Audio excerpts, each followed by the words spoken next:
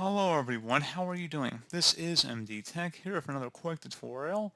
In today's tutorial, I'm going to show you guys how to resolve the error message 0xc10100be that you're experiencing on your Windows 10 or Windows 11 computer.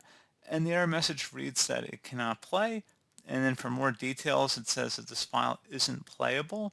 That might be because the file type is unsupported, the file extension is incorrect, or the file is corrupt.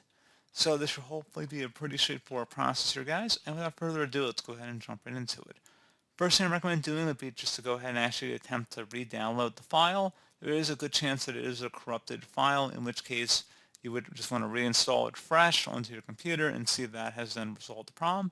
You may also want to temporarily turn off or disable your antivirus software on your computer, as it may be detecting the file erroneously as being malicious, in which case you can also set an exception or exclusion within the antivirus product itself, which would then exclude it from further detection down the road.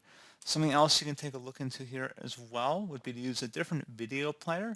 So instead of using movies and TV or the Windows Media Player app, perhaps, you might want to consider trying VLC Player or another media application if it's a specific type of video codec file that might not be readable by different video playing software on your computer.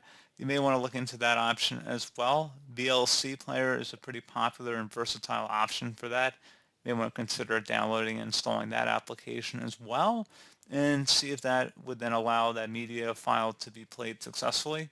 So pretty straightforward process, guys. Do hope I was able to help you out, and I do look forward to catching you all in the next tutorial.